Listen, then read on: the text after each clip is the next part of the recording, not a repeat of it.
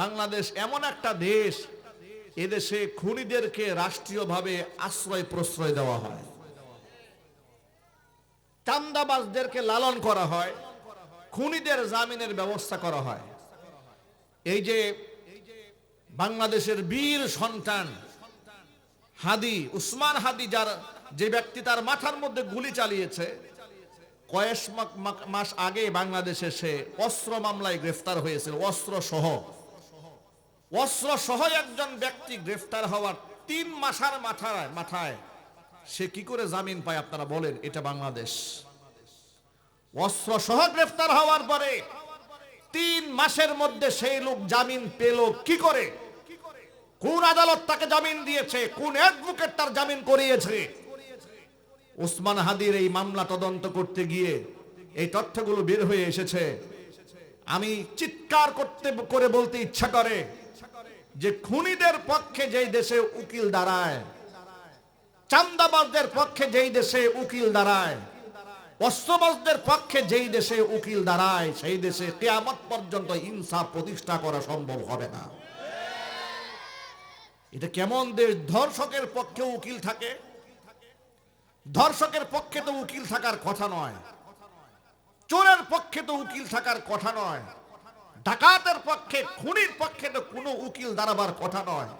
কথা ঠিক না বেঠিক জুড়ে বলেন? এদের জামিন হয়ে গেছে। জামিন হয়ে কি হলো? একবার জামিন দেওয়া হলো 6 মাসের, আবার এই জামিনকে হাইকোর্ট থেকে এক্সটেনশন করে 1 বছর করা হয়েছে। এই জামিন দেওয়ার পরিণতি হলো এই উসমান হাদিকে মাথার মধ্যে গুলি খেতে হলো।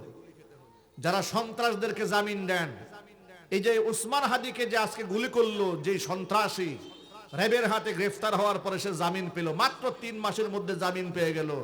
এই জন্য কি এই অপরাধের সাথে আমাদের দেশের তথাকথিত আইন উপদেষ্টা আসিফ নজরুল সাহেবের অপরাধ এর সাথে জড়িত নয় কি? একটু জুড়ে বলেন। তিনি কি এই দায় এড়াতে পারবেন? এদেশে খুনিরা কি করে রাতারাতি জামিন পায়? অস্ত্রবাজেরা কি করে রাতারাতি জামিন পায়? যেই দেশে বিনা অপরাধে আলেমরা 1 যুগ কারাবরণ করেছে। কথা ঠিক না বেঠিক জুড়ে বলেন? যেই দেশে আলেম ওলামারা বিনা বিচারে বছরের পর বছর কারারুদ্ধ থেকেছে, বিনা অপরাধে আলেমদেরকে গুন্ডা মাস্তানের মতো হাজির করা হয়েছে, সেই দেশে অস্ত্র সহ ধরা পড়েছে সেই লোকের 3 মাসের মাথায় জামিন। এটার নাম ইনসাফের বাংলাদেশ। জুলাই আগস্ট বিপ্লবে ছাত্র রক্ত দিয়ে এই দেশ গড়েছে। অসংখ্য আলেম ওলামারা রক্ত দিয়ে, জীবন দিয়ে এই দেশ গড়তে চেয়েছিলাম, আমরা এই স্বাধীনতা অর্জন করতে চেয়েছিলাম। আম্মা বা'দু ফাআউযু বিল্লাহি মিনাশ শাইতানির রাজীম। বিসমিল্লাহির রহমানির রহিম। ইন্নাল্লাহা ওয়া মালাইকাতাহু ইউসাল্লুনা আলান নাবিয়্যি ইয়া আইয়ুহাল্লাযীনা আমানু সাল্লু আলাইহি ওয়া সাল্লিমু তাসলিমা। আল্লাহুম্মা সাল্লি আলা মুহাম্মাদিন ওয়া আলা আলি মুহাম্মাদ কামা সাল্লাইতা আলা ইব্রাহিম ওয়া আলা আলি ইব্রাহিম ইন্নাকা হামিদুম মাজিদ। আল্লাহুম্মা বারিক আলা মুহাম্মাদিন ওয়া আলা আলি মুহাম্মাদ কামা বারাকতা আলা ইব্রাহিম ওয়া আলা আলি ইব্রাহিম ইন্নাকা হামিদুম মাজিদ।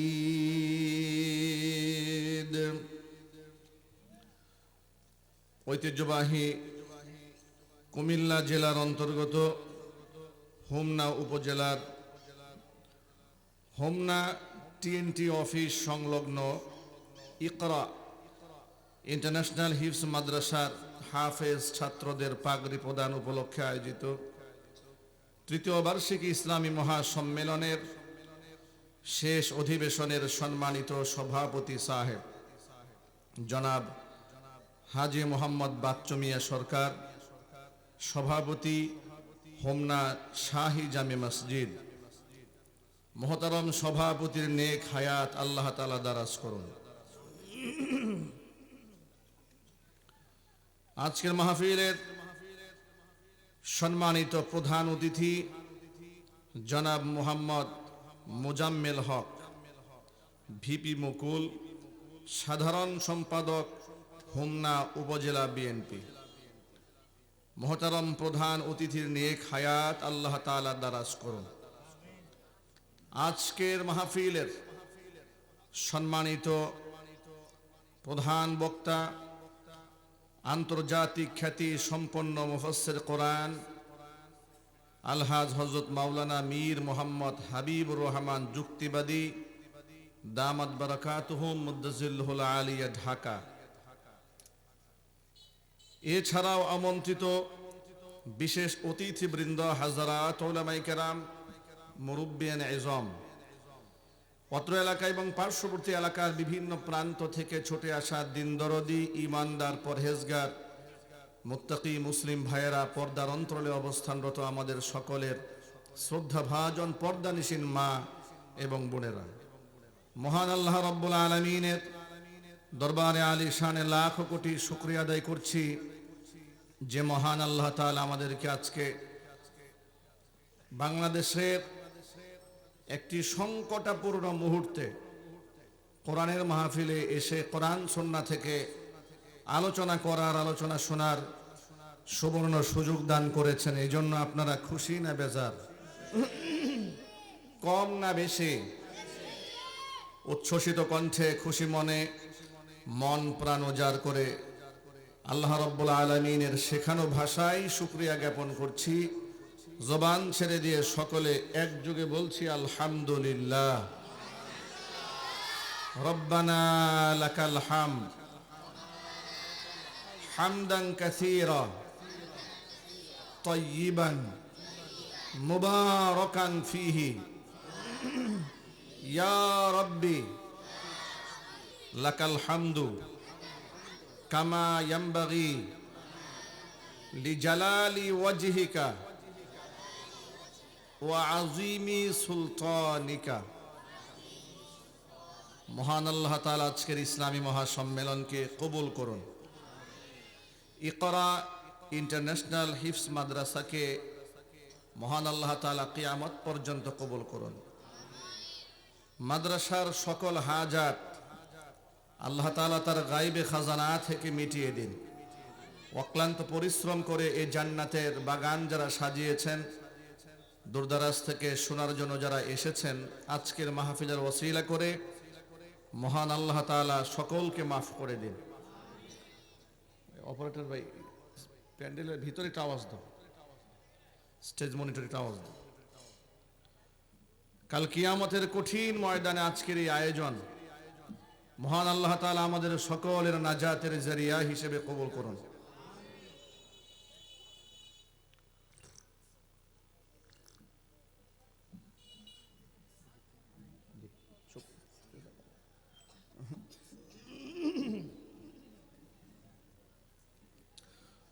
অত্র এলাকার সমস্ত মুর্দেগানের কবরে আযাব আল্লাহ তাআলা কিয়ামত পর্যন্ত বন্ধ করে দিন। কাল হাসরের কঠিন ময়দানে আজকের এই আয়োজন আল্লাহ তাআলা আমাদের সকলের নাজাতের জারিয়া হিসেবে কবুল করুন। বন্ধুগণ,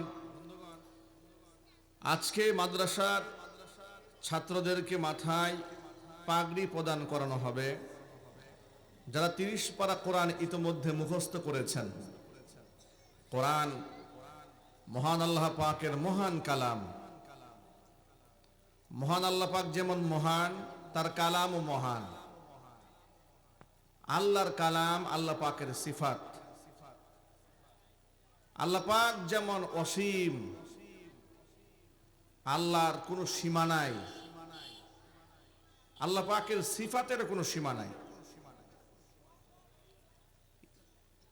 বাহ্যিক দৃষ্টিতে কোরআন সূরা ফাতিহা থেকে নাস পর্যন্ত এতটুকুর মধ্যে সীমাবদ্ধ মনে হলেও এর গভীরতা, এর ব্যাপ্তি, এর ওয়াসাত, এর প্রশস্ততা এতটাই বেশি যে এই কোরআন নিয়ে গবেষণা করে, কোরআন নিয়ে তাফসির করে, এর তর্জমা বিশ্লেষণ করে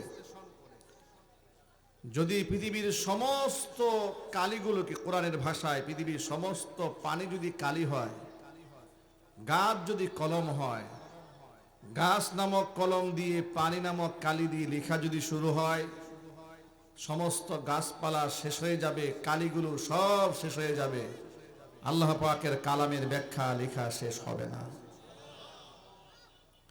এই যে ছোট্ট ছোট্ট বাচ্চারা যে কোরআন মুখস্থ করেছে, এটা আল্লাহর নবী সাল্লাল্লাহু আলাইহি সাল্লামকে দেওয়া আল্লাহর পক্ষ থেকে স্পেশাল মুজিজা কোরআন মাজিদ, হুজুরের জীবন্ত মুজিজা। এটা, এই মুজিজা কিয়ামত পর্যন্ত চলবে। ভাবা যায় 10 লাইনের একটা কবিতা মুখস্থ করলে পরক্ষণে ভুলে যায়, কিভাবে হাজার হাজার পৃষ্ঠা, হাজার হাজার লাইন, হাজার হাজার আয়াত এরা কি করে মুখস্থ করে ছোট্ট ছোট্ট বাচ্চারা। এটা হচ্ছে আল্লাহ রাব্বুল আলামিনের কুদরত, এটা মহান আল্লাহ পাকের ইশারা, এটা মহান আল্লাহ পাকের দয়া। এটা আল্লাহ পাক যাকে ভালোবাসেন তাকে দান করেন। মনে রাখবেন, কোরআনে কারিমের হাফেজ যারা হয় তারা মর্যাদার প্রতীক মহাগ্রন্থ আল কোরআন বক্ষে ধারণ করার কারণে এতটা মর্তবা পূর্ণ হয়, এতটা মর্যাদা পূর্ণ হয়, তারা রাস্তায় হেঁটে গেলেও গর্তের পিঁপড়া পর্যন্ত তাদের জন্য আল্লাহর কাছে দোয়া করে। হাফেজ কোরআনদের মর্যাদা এত বেশি, নবী করিম সাল্লাল্লাহু আলাইহি ওয়াসাল্লাম বলেছেন, মান ক্বরাআল কুরআনা ওয়া আমিলা বি, যে ব্যক্তি কোরআন পড়ে এবং সেই অনুযায়ী যে ব্যক্তি আমল করে, উলবিসা ওয়ালিদাহু তাজান ইয়াউমাল কিয়ামা, কিয়ামতের দিন তার পিতা মাতার মাথার উপরে এমন নূরের তাজ পরিয়ে দেওয়া হবে, দাউহু আহসানু মিন দাউই শামসি, যে নূরের তাজের আলো, যে তাজের আলো তামাম দুনিয়ার মধ্যে আলোকিত বানায় দেয় যে সূর্য, ওই সূর্যের চাইতেও বেশি হয়ে যাবে। জোরে বলেন সুবহানাল্লাহ।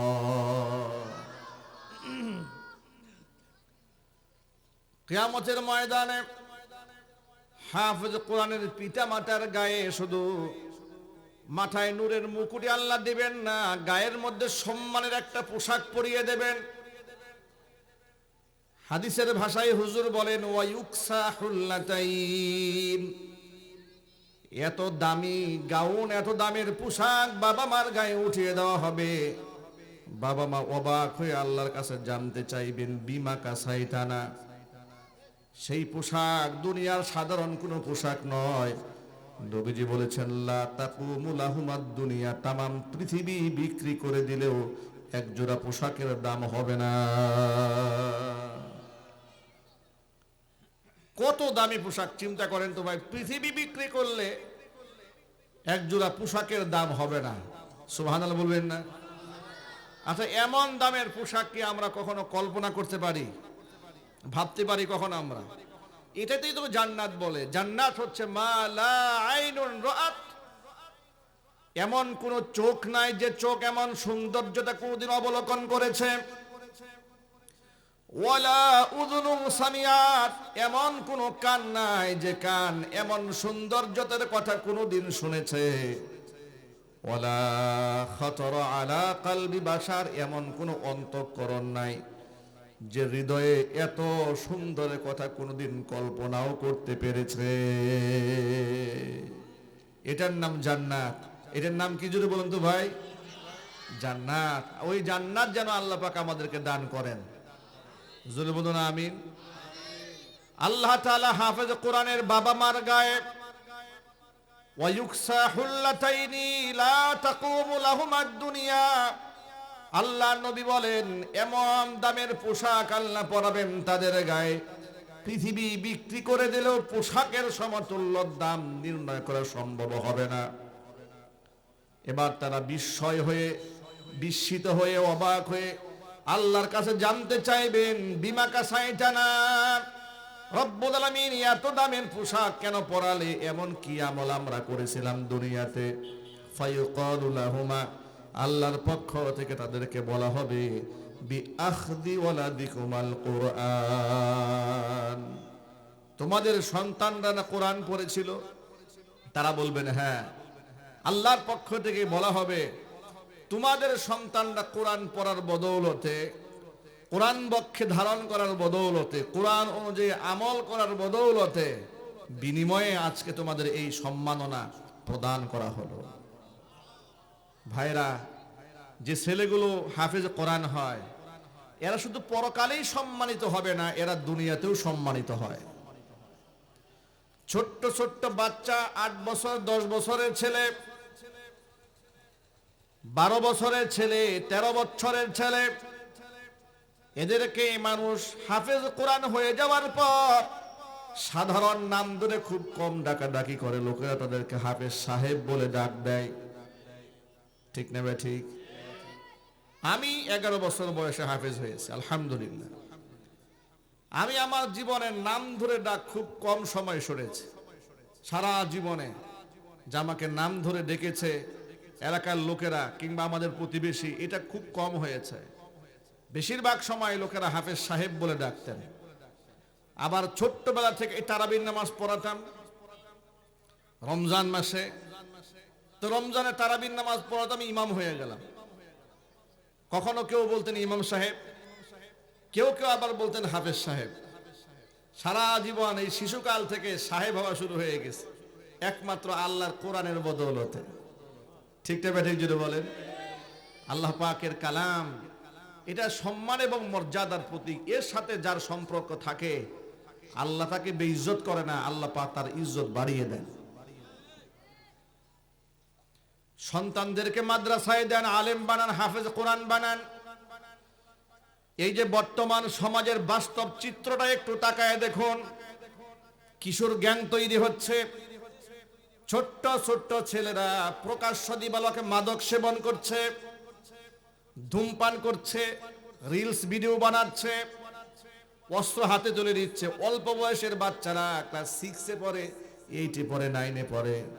এই সমস্ত ছেলেপেলেদের ব্যাগের মধ্যে ইয়াবা ট্যাবলেট পাওয়া যায়, ওদেরকে মদের আড্ডায় পাওয়া যায়। মাগুরাতে এক মাহফিলে যাওয়ার পরে এক ছেলের বাবা ছেলেকে সাথে করে নিয়ে এসেছে, এসে বলে হুজুর আমার এই ছেলে ক্লাস 9-এ পড়ে, 9-এ পড়া ছেলে মদ খায়। নাউজুবিল্লাহ বলবেন না? দুঃখ, বাবা কথা বলে কান্না করে দিয়েছে।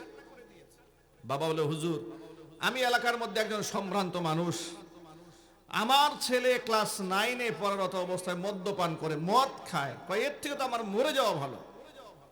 আপনি একটু তার একটু স্পেশাল নসিহত করেন, ও যেন বাবা মার কথা শুনে। সেই লোকটা আমার কাছে আবেগ বলতে গিয়ে বলছে হুজুর আমি দরজা জানালা বন্ধ করে আমি আমার ছেলেকে না পিটিয়ে ওর পায়ে ধরে বলেছি, বাবা আমি তো তোর বাবা, তুই আমার ছেলে, কিন্তু তোর এই আচরণের সাথে আমার পুরা যারা জীবনের অর্জনের সম্পর্ক।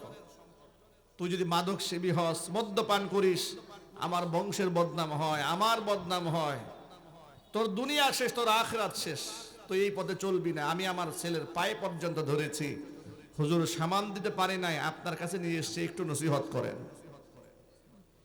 এই সমাজ ব্যবস্থাপনা এত নোংরাময় এবং বেহায়াপনার দিকে এগিয়ে যাচ্ছে।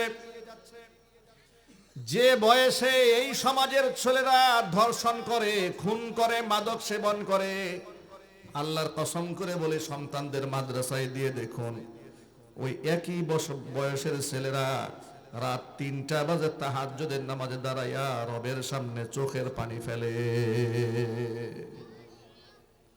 জীবনে আপনার চোখে চোখ রেখে কথা বলবেন, আল্লাহর কসম।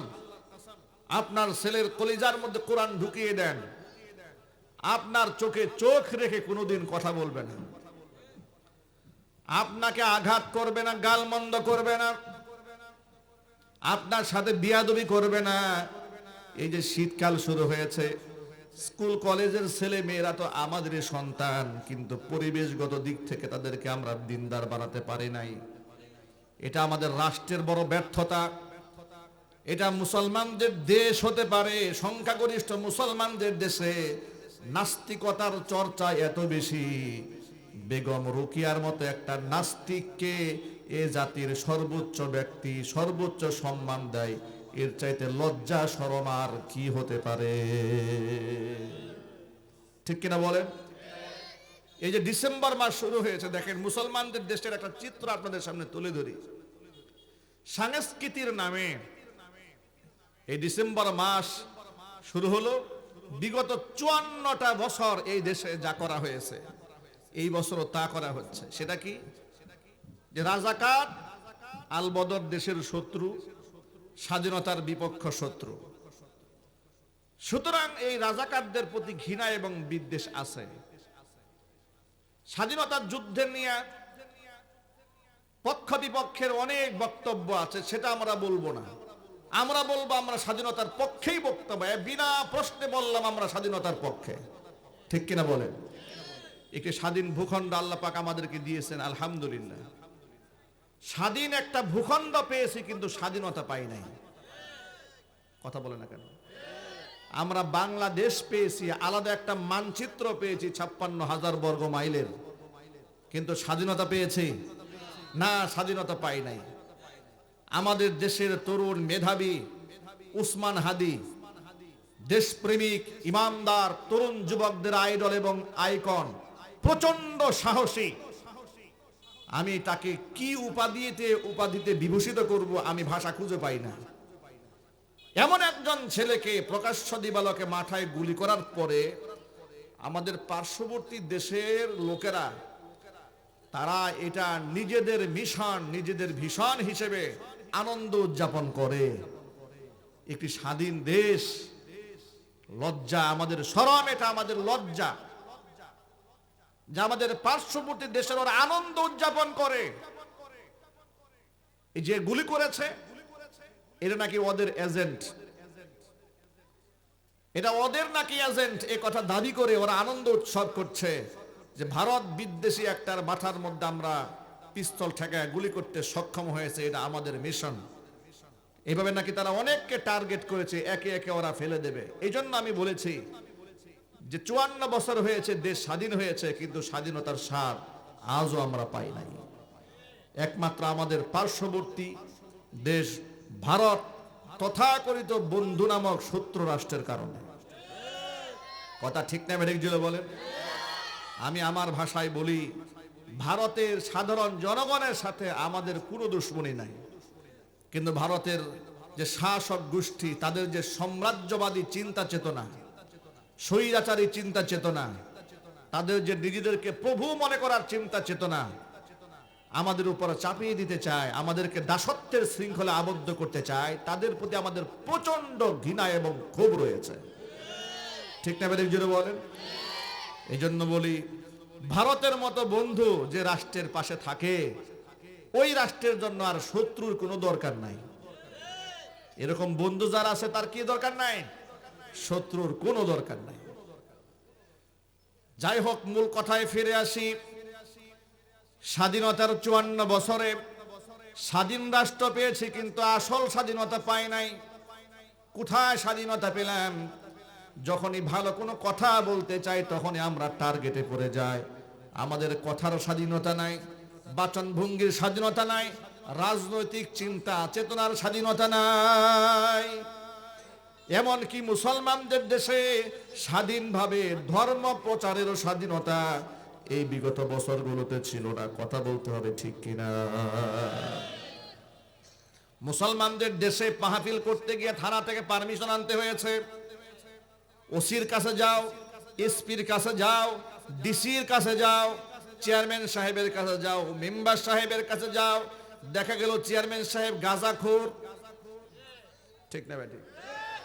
মেম্বার সাহেব মদখোর, এমপি সাহেব আলেম বিদ্বেষী, ডিসি সাহেব রয়ের এজেন্ট, ঠিক না বেটি? এবার বলেন তারা কেমনে মাহফিলের পারমিশন দেবে? তারা তো দেবে না মাহফিলের পারমিশন। দিয়েছে, কাদের দিয়েছে? খোঁজ খবর নিয়ে দেখেছে যে কারা আমাদের এজেন্ডা বাস্তবায়ন করতে পারবে। মৌলবীদের মধ্যে দালাল আছে না? জোরে বলেন। মৌলবীদের মধ্যেও দালাল আছে। এগুলা সব সময় দেখবেন ভণ্ড। বাংলার জমিনে এমন কিছু আছে এগুলা স্বৈরাচারীর সারা জীবন দালালি করেছে। এরা ইদানিং দেখতে পাচ্ছি বাউলদেরও দালালি শুরু করেছে। আগে করত স্বৈরাচারীর দালালি, এখন করে বাউলদের দালালি। বলে বাউল না হয় ভুল করে আল্লাহকে একটা গালি দিয়েছে, তাই বলে কি বাউলদের কি পিটাইয়া পানিতে ফেলা ঠিক হয়েছে? কি মোহাব্বত বাউলদের জন্য। আল্লাহকে গালি দিয়েছে, প্রতিবাদ নাই, কিন্তু বাউলদের যে পিটাইছে খুব মায়া লাগছে। ভাইরা আমার, এদেরকে ভণ্ড বললে কোনো অসুবিধা হবে? এরা নাকি আশেকে রসুল। আমি বলি এরা যদি আশেকে রসুল হয় তাহলে দুশ্মনের রসুল কারা? আল্লাহরে গালি দিল যার কলিজা আগুন লাগে না, এটা তো আশেকে রসুল বলা যায় না, সে আশেকে বিরানি আর তেহারি। ঠিক না বেটে? জোরে বলুন। ভাইরা আমার, লক্ষ্য করে দেখেন 54 বছরের স্বাধীনতার পরে কি পেলাম আমরা? ডিসেম্বর মাস যখনই আসে রাজাকার সাজিয়ে রাজাকারদের অপমান করার নামে দাড়ি এবং টুপির অপমান করা হয় বাংলাদেশে। বড় লজ্জা আমাদের জন্য। বিগত জীবনে স্বাধীনতার আন্দোলনকে জাতির সামনে পেশ করার জন্য যত প্রকার নাটক হয়েছে, সিনেমা হয়েছে, কবিতা রচনা করা হয়েছে, যত নাটক সিনেমা করা হয়েছে, সাংস্কৃতিক অঙ্গনে যত অভিনয় করা হয়েছে, রাজাকার বুঝাবার জন্য মাথার মধ্যে টুপি আর মুখের মধ্যে দাড়ি, গায়ের মধ্যে সাদা পাঞ্জাবি পরিয়ে নবী সুন্নাহকে জাতির সামনে লাঞ্ছিত করা হয়েছে, অপমানিত করা হয়েছে। কিন্তু স্বাধীন জুলাই আগস্ট বিপ্লব সাধিত হওয়ার পরে আবারও এই ডিসেম্বরে এমন আচরণ দাড়ি আর টুপির সাথে করা হবে, আল্লাহর কসম সেটা আমরা কোনোদিন মেনে নেব না। ঠিক না ঠিক? জুড়ে বলেন। দেখলাম ঢাকা বিশ্ববিদ্যালয়ের কিছু বিপদগামী ছেলেরা, আজকে দেখলাম ফ্লোরের মধ্যে দাড়ি এবং টুপিওয়ালা ব্যক্তি আঁকিয়ে এদের উপর দিয়ে পাড়া দেওয়ার ব্যবস্থা করেছে। নাউজুবিল্লাহ পড়েন। এটা এই সিমটমটা বানিয়েছে রাজাকারের সিমটম। মানে রাজাকার মানে দাড়ি, রাজাকার মানে টুপি। আমি আপনাদেরকে জিজ্ঞেস করতে চাই, বাংলাদেশের স্বাধীনতার সপক্ষের শক্তি বলে দাবিদার গোষ্ঠী আওয়ামী লীগ, ঠিক না ঠিক? লং টাইম বাংলাদেশে ক্ষমতায় ছিল। তাদের আমলে মুক্তিযুদ্ধ মন্ত্রী জনাব অ্যাডভোকেট আকম মুজাম্মেল হক সাহেব, তার নেতৃত্বে রাজাকারের একটা তালিকা তৈরি করা হয়েছিল বাংলাদেশে। 10,000 রাজাকারের তালিকা, ঠিক না ঠিক? জুড়ে বলেন। সেই 10,000 রাজাকারদের তালিকার মধ্যে কয়জন দাড়িওয়ালা, জুব্বাওয়ালা, পাগড়িওয়ালার নাম আছে এটা জাতির সামনে প্রকাশ করা হোক। আপনি কয় পার্সেন্ট দাড়ি এবং টুপিওয়ালা পান একটু খুঁজে বের করেন। আপনারা পার্সেন্টেজ খুঁজে পাবেন না। তাহলে যেখানে দাড়ি এবং টুপি ছাড়া অসংখ্য রাজাকারের জন্ম হয়েছে বাংলাদেশে, তাদেরকে বেইজ্জত না করে টার্গেট করে শুধুমাত্র দাড়ি এবং টুপিওয়ালাদেরকে রাজাকার হিসেবে জাতির সামনে উপস্থাপন করার যে ঘৃণ্য নাটক সাজানো হয় বাংলাদেশে, আল্লাহর কসম এর জন্ম বাংলাদেশে নয়। এই নাটকের রচয়িতাদের জন্ম হয়েছে ভারতে। ওখান থেকে এই চেতনা আমদানি করা হয় বাংলাদেশে দাড়ি এবং টুপিকে অপমান করার জন্য। আমি আপনাদেরকে ছোট্ট করে একটা কথা বলি, বাংলাদেশ এমন একটা দেশ, এদেশে খুনিদেরকে রাষ্ট্রীয়ভাবে আশ্রয় প্রশ্রয় দেওয়া হয়, চান্দাবাজদেরকে লালন করা হয়, খুনিদের জামিনের ব্যবস্থা করা হয়। এই যে বাংলাদেশের বীর সন্তান হাদি, উসমান হাদি, যে ব্যক্তি তার মাথার মধ্যে গুলি চালিয়েছে, কয়েক মাস আগে বাংলাদেশে সে অস্ত্র মামলায় গ্রেফতার হয়েছিল। অস্ত্র সহ একজন ব্যক্তি গ্রেফতার হওয়ার 3 মাসের মাথায় সে কি করে জামিন পায় আপনারা বলেন? এটা বাংলাদেশ। অস্ত্র সহ গ্রেফতার হওয়ার পরে 3 মাসের মধ্যে সেই লোক জামিন পেল কি করে? কোন আদালত তাকে জামিন দিয়েছে? কোন অ্যাডভোকেট তার জামিন করিয়েছে? ওসমান হাদির এই মামলা তদন্ত করতে গিয়ে এই তথ্যগুলো বের হয়ে এসেছে। আমি চিৎকার করে বলতে ইচ্ছা করে যে খুনিদের পক্ষে যেই দেশে উকিল দাঁড়ায়, চাঁদাবাজদের পক্ষে যেই দেশে উকিল দাঁড়ায়, অস্ত্রবাজদের পক্ষে যেই দেশে উকিল দাঁড়ায়, সেই দেশে কিয়ামত পর্যন্ত ইনসাফ প্রতিষ্ঠা করা সম্ভব হবে না। এটা কেমন দেশ? ধর্ষকের পক্ষে উকিল থাকে? ধর্ষকের পক্ষে তো উকিল থাকার কথা নয়, চোরের পক্ষে তো উকিল থাকার কথা নয়, ডাকাতের পক্ষে, খুনির পক্ষে তো কোনো উকিল দাঁড়াবার কথা নয়। কথা ঠিক না বেঠিক জুড়ে বলেন? এদের জামিন হয়ে গেছে। জামিন হয়ে কি হলো? একবার জামিন দেওয়া হলো 6 মাসের, আবার এই জামিনকে হাইকোর্ট থেকে এক্সটেনশন করে 1 বছর করা হয়েছে। এই জামিন দেওয়ার পরিণতি হলো এই উসমান হাদিকে মাথার মধ্যে গুলি খেতে হলো। যারা সন্ত্রাসদেরকে জামিন দেন, এই যে উসমান হাদিকে যে আজকে গুলি করলো, যে সন্ত্রাসী র্যাবের হাতে গ্রেফতার হওয়ার পরে সে জামিন পেল, মাত্র 3 মাসের মধ্যে জামিন পেয়ে গেল। এই জন্য কি এই অপরাধের সাথে আমাদের দেশের তথাকথিত আইন উপদেষ্টা আসিফ নজরুল সাহেবের অপরাধ এর সাথে জড়িত নয় কি? একটু জুড়ে বলেন। তিনি কি এই দায় এড়াতে পারবেন? এদেশে খুনিরা কি করে রাতারাতি জামিন পায়? অস্ত্রবাজেরা কি করে রাতারাতি জামিন পায়? যেই দেশে বিনা অপরাধে আলেমরা 1 যুগ কারাবরণ করেছে। কথা ঠিক না বেঠিক জুড়ে বলেন? যেই দেশে আলেম ওলামারা বিনা বিচারে বছরের পর বছর কারারুদ্ধ থেকেছে, বিনা অপরাধে আলেমদেরকে গুন্ডা মাস্তানের মতো হাজির করা হয়েছে, সেই দেশে অস্ত্র সহ ধরা পড়েছে সেই লোকের 3 মাসের মাথায় জামিন। এটার নাম ইনসাফের বাংলাদেশ। জুলাই আগস্ট বিপ্লবে ছাত্র রক্ত দিয়ে এই দেশ গড়েছে, অসংখ্য আলেম ওলামারা রক্ত দিয়ে, জীবন দিয়ে এই দেশ গড়তে চেয়েছিলাম, আমরা এই স্বাধীনতা অর্জন করতে চেয়েছিলাম। সুতরাং প্রিয় বন্ধুগণ, এই কথাটা আমি কেন বললাম শোনেন। বাংলাদেশ মুসলমানদের দেশ হলেও ইসলামের চর্চা এই দেশে বড় কঠিন। নাস্তিকতার চর্চা সহজ। আপনি আল্লাহকে বেশি বেশি গালি দিবেন, এদেশের লোকেরা আপনারে বুদ্ধিজীবী বানায় দেবে। ঠিক না বেঠিক জোরে বলেন? যেই সমস্ত সাংবাদিকরা দেখবেন ইনিয়ে বিনিয়ে আল্লাহরে গালি দেয়, রসুলকে গালি দেয়, আলেমদেরকে গালি দেয়, ইনিয়ে বিনিয়ে ইসলামের সাহিত্যের উপর আঘাত হানে, ইসলামের দর্শনের উপরে আঘাত হানে, ইসলামের সংস্কৃতির মূলের মধ্যে কুঠার আঘাত করে, এই দেশে তাদেরকে জাতীয় বুদ্ধিজীবী বানায় দেওয়া হয়। তার বড় প্রমাণ এই যে ফরহাদ মাঝহারের দিকে তাকায় দেখেন।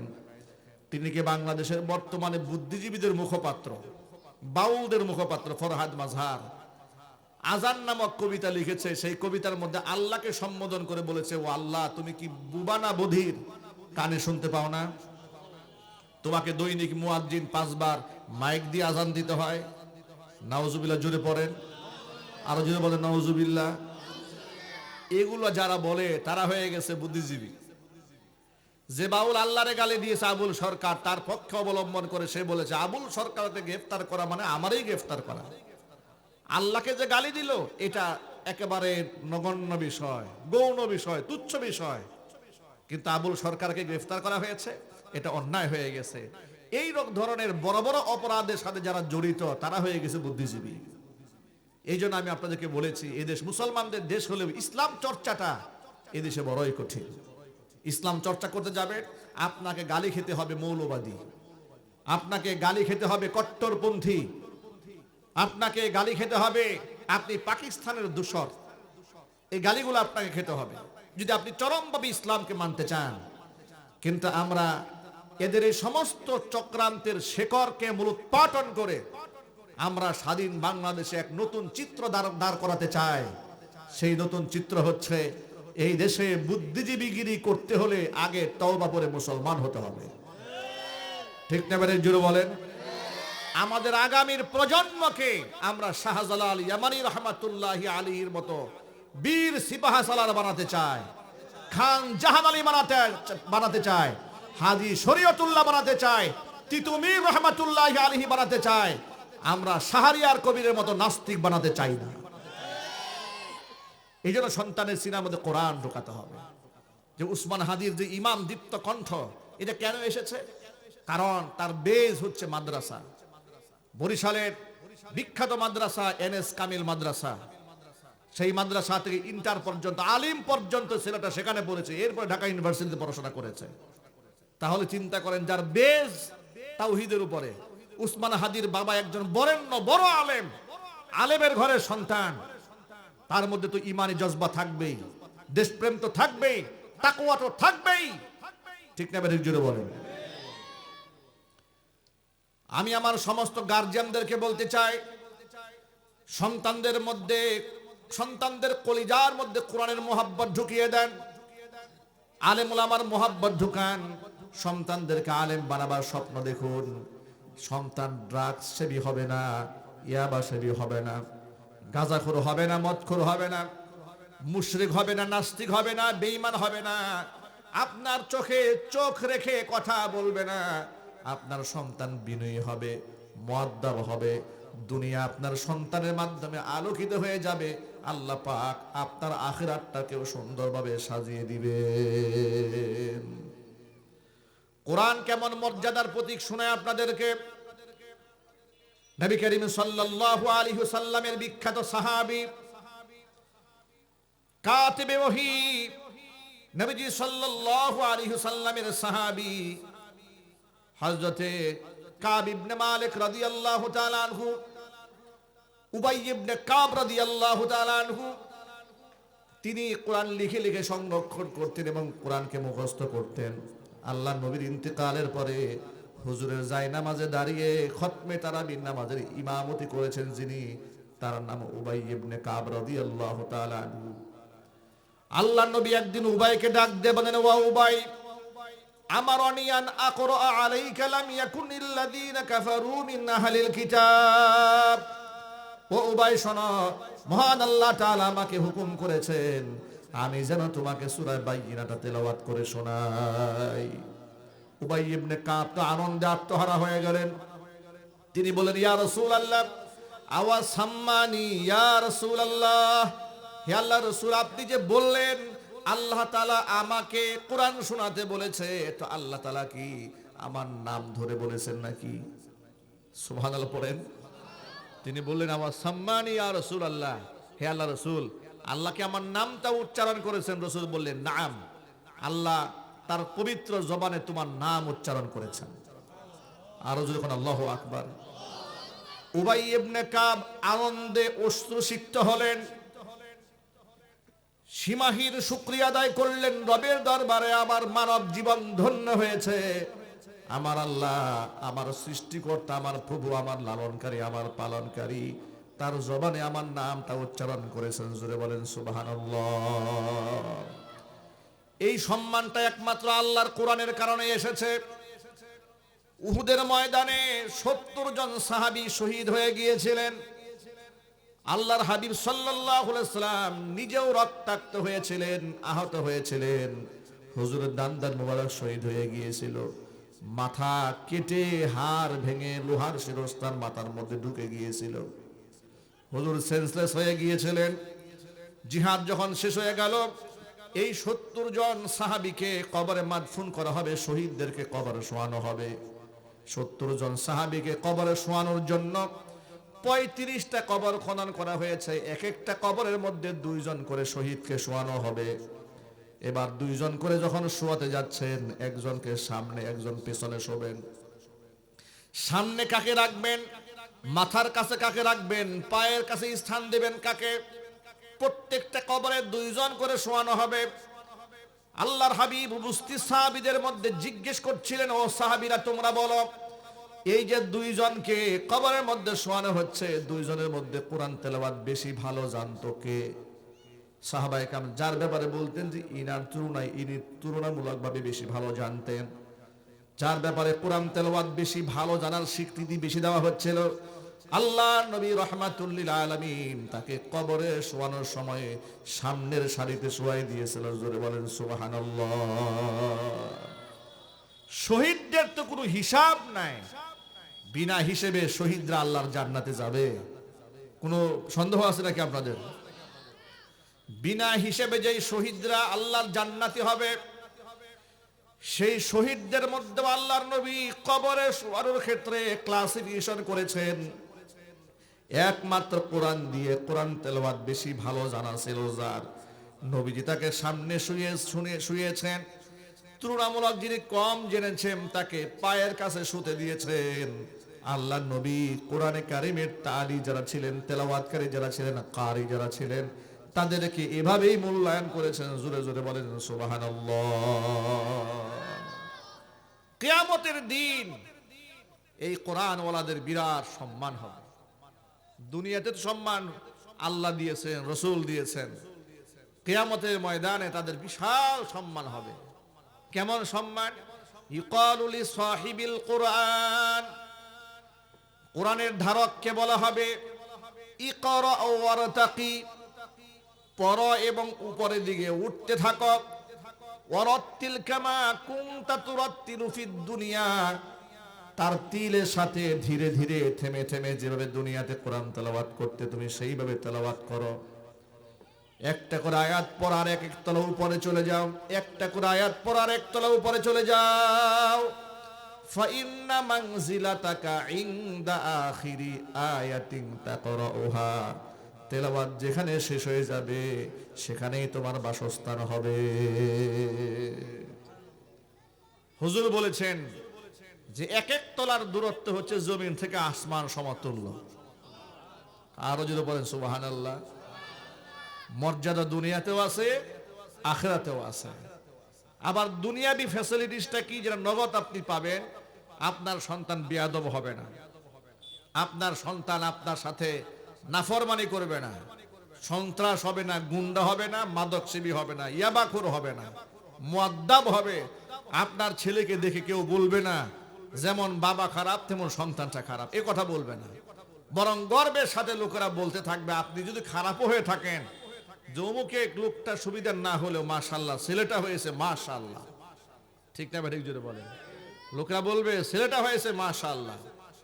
এবং এই পৃথিবীতে এমন অসংখ্য নজির আছে, ছেলের ওসিলায় বাবাও বদলায় গেছে, ঠিক না ভাই? আল্লাহ পাক যেন আমাদের সন্তানদেরকে কোরআনের ধারক বাহক হিসেবে কবুল করেন। আমরা একটা নিয়ত করব, পাকা নিয়ত। সেটা কি? আমরা প্রত্যেকের ঘরে ঘরে একজন করে হাফেজ কোরআন, আলেমে দ্বীন তৈরি করব ইনশাআল্লাহ। বলেন ইনশাআল্লাহ। নিয়ত আছে কার কার? হাত দেখি তো। আমাদের প্রত্যেকের ঘরে ঘরে হাফেজ কোরআন তৈরি হবে, আলেমে দ্বীন তৈরি হবে। বলেন ইনশাআল্লাহ। আল্লাহ যেন কবুল করেন, জোরে কোন আমিন। হাত নামান। এগুলো আমাদের অ্যাসেট, এগুলো আমাদের সম্মান, এগুলো আমাদের অর্জন। কিয়ামতে এটাই আমাদের কাজে আসবে। এই বিশ্বাস কি আমাদের আছে? আল্লাহর সামনে যে দাঁড়াতে হবে, এটা কি সত্য না মিথ্যা? কবরে যে সওয়াল জবাব আছে, সত্য না মিথ্যা? মিজানের পাল্লায় আমলনামা ওজন দেওয়া হবে, সত্য না মিথ্যা? না এর মধ্যে কোনো সন্দেহ আছে? যদি সন্দেহ না থাকে, যদি আমরা রবের সাক্ষাতের আশা করি, কোরআন বলেছে ফামান কানা ইয়ারজু লিকা রাব্বিহি ফালইআমাল আমালান সালিহা, যেই ব্যক্তি আমি আল্লাহর সাক্ষাতের আশা করে, ফামান কানা ইয়ারজু লিকা রাব্বিহি, রবের সাক্ষাৎ যেই ব্যক্তি আশা করে, ফালইআমাল আমালান সালিহা, সে যেন নেক কাজ করে। ওয়ালা ইউশরিক বিইবাদাতি রাব্বিহি আহাদা, তার রবের ইবাদতের সাথে সে যেন কাউকে শরীক স্থাপন না করে। আমার ইবাদত হবে একমাত্র কার জন্য? আল্লাহর ইবাদতের সাথে কারো কোনো শরীক আছে? জোরে বলেন। পীর সাহেব শরীক আছে, মাজারে শুয়ে থাকা দরবেশ সাহেব শরীক আছেন। আমাদের দেশের কিছু লোকেরা বুঝতে চান না, আমরা যদি একটু সতর্ক করি আমাদেরকে উল্টো গালি দিয়ে বসে থাকে। তারা বলে ওহাবি হুজুর, এভাবে কটাক্ষ করে। ভাই, আজকে কোনো রাগ ঢাক নিয়ে বলি না, একটু মহব্বত নিয়ে বলি, কথা ঠান্ডা মাথায় শোনেন। আল্লাহর ওলির দুশ্মন হক্কানে আলেমরা কেন হবে? কোন আলেম কোন জায়গায় কবে কোন ওলির বিরুদ্ধে কথা বলেছেন একটা প্রমাণ দেন। কোনো একজন হক্কানি ওলির বিরুদ্ধে কোনো আলেম কিভাবে কথা বলতে পারেন, যেখানে হাদিসে কুদসিতে এসেছে মান আদালি ওয়ালিয়ান ফাকাদ আযানতুহু বিল হারব, যেই ব্যক্তি আমার ওলির সাথে দুশমনি করে আমি আল্লাহ তাআলা তার বিরুদ্ধে যুদ্ধের ঘোষণা করি। তাহলে একজন আলেম কি করে একজন ওলির সাথে নাফরমানি করতে পারে, তার সাথে বিদ্বেষ রাখতে পারে? কোন হক্কানি আলেম কোন ওলির সাথে বিদ্বেষ রাখেন না। আলেম ওলামারা যেই বিষয়গুলো ফাইন্ড আউট করেন আপনাদেরকে সতর্ক করার জন্য, স্পেসিফিক বিষয়, সেটা হলো এই: আপনি মাজারে গিয়ে কবরে গিয়ে জিয়ারত করেন, কিন্তু মাজারে গিয়ে সেজদা দেন কেন? কবর জিয়ারত করে কবরে শুয়ে থাকা ব্যক্তিকে সালাম দেন, দোয়া করেন, তার কাছে সাহায্য চান কেন? তার কাছে ছেলে চান কেন, মেয়ে চান কেন, ব্যবসায়ী বরকত চান কেন, তার তাওয়াজ্জু আশা করেন কেন? কথা ঠিক না বেরিক জুড়ে বলেন। কারণ কবরে যিনি শুয়ে আছেন তিনি কি দেওয়ার মালিক? যদি বলেন, এই বিশ্বাস যদি কেউ করে যে কবরে যে শুয়ে আছে সে দেওয়ার মালিক, ওর ঈমান আছে? এর মুসলমান বলার কোনো সুযোগ থাকবে?